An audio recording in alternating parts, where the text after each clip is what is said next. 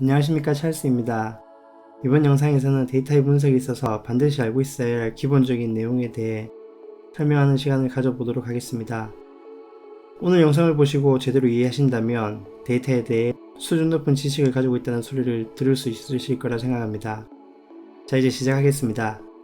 데이터의 분석은 이렇게 DIKW의 모델처럼 데이터를 바탕으로 정보를 얻고 지식과 지혜 또는 인사이트를 찾는 과정입니다. 그러한 과정 중 가장 밑바닥이지만 무엇보다 중요한 데이터의 분류 방법에 대해 설명드리겠습니다. 데이터는 종류에 따라 분석 방법이 다릅니다. 그래서 데이터 분석에 있어서 분류를 하는 것이 중요한데, 오늘은 기본적인 데이터 분류 방법과 실제 데이터로 간단한 분석을 해보았습니다. 우선 데이터는 정량적인 데이터와 정성적인 데이터로 나눌 수 있습니다. 정량적인 데이터는 숫자로 표현할 수 있는 데이터를 말합니다. 그에 반해 정성적인 데이터는 원칙적으로 숫자로 표현할 수 없는 데이터를 말합니다. 하지만 정성적인 데이터라고 하더라도 숫자로 표현할 수 있는데, 숫자로 표현했을 때 순서의 개념이 없는 경우를 명목형 데이터, 순서의 개념이 있는 경우를 순서형 데이터라고 분류할 수 있습니다. 또한 정량적인 데이터도 두 가지로 분류를 할 수 있는데요. 첫 번째는 연속형 데이터입니다. 이런 데이터는 연속적인 값을 가지고 있는데 몸무게와 키가 같은 값을 말합니다. 그에 반해 이산형 데이터는 비연속적인 부분이 존재하는 데이터를 말합니다. 불량수, 사람수, 차량수와 같이 소수점 단위가 존재하지 않는 것을 말합니다. 물론 평균을 취했을 때 소수점 단위가 나올 수 있지만 일반적인 상황에서는 소수점 단위가 생길 수 없는 그런 데이터들을 말합니다.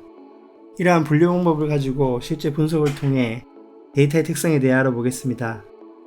우선 저는 통계 프로그램인 세스사의 점프를 활용하여 디스트리뷰션 차트를 만들었습니다. 여기에 쓰인 데이터는 분석에서 많이 활용되는 당뇨병 데이터입니다. 보시면 통계 프로그램에서 정량적 데이터인지 정성적 데이터인지 구분을 해주고 있는데, 필요에 따라서 사용자가 데이터의 종류를 변경할 수 있습니다. Continuous는 정량적인 데이터를 말합니다. 그리고 Ordinal은 정성적 데이터 중에서 순서형 데이터를 말하고, Nominal은 정성적 데이터 중 명목형 데이터를 말합니다. 기본적으로 프로그램이 데이터의 종류에 대해서 우선 1차적으로 선정을 해주고 사용자가 필요에 따라서 변경을 할 수 있습니다. 우선 정량적인 데이터인 나이와 BMI를 디스트리뷰션 차트로 나타냈습니다. age는 정량적인 데이터 중에서도 이산형의 특성을 가지고 있는데 반해 BMI는 정량적인 데이터 중 연속형의 특성을 가지고 있습니다. 나이는 20살, 21살과 같이 한 살씩 증가하는 이산형, 즉 디스크리트한 특성을 가지고 있습니다. 하지만 BMI는 연속적으로 변화가 이루어집니다. 그런데 실제로 차트를 보면 연속형 데이터와 이산형 데이터의 차이를 알 수 없습니다. 그런데 디스트리뷰션 차트에서 축의 증가량의 변화를 주면 바로 그 차이를 이해할 수 있을 거라 생각합니다. 위의 차트는 이식 증가되도록 설정을 해두었는데, 여기서 증가량을 0점으로 변경하면 에이지 그래프에서 불연속적인 부분을 찾을 수 있습니다.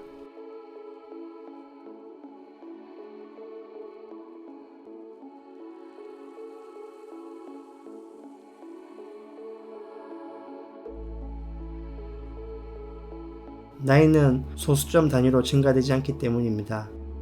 그에 반해 BMI의 증가량은 0점으로 변경하더라도 불연속적인 부분이 없는 것을 알 수 있습니다. 서로 불연속적인 부분이 생기더라도 이것은 데이터의 특성이라기보다 해당 영역에 데이터가 없기 때문에 생기는 현상입니다. 정량적인 데이터의 특성에 대해 간단히 알아본 데 이어 정성적인 데이터에 대해 설명드리겠습니다.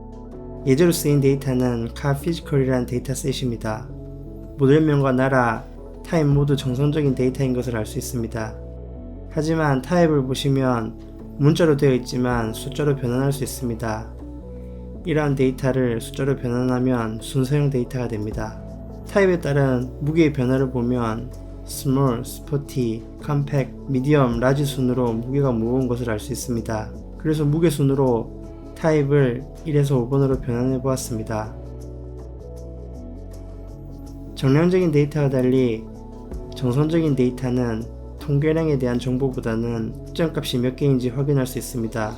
해당 구간의 개수가 몇 개인지 알 수 있습니다. 자, 이번 영상에서는 데이터 분석에 앞서 데이터의 특성에 따른 분류를 했고 간단한 분석도 진행해 보았습니다. 앞으로 데이터 분석에 대해 기초부터 차근차근 진행하겠습니다. 오늘 영상 봐주셔서 감사합니다. 지금까지 찰스였습니다.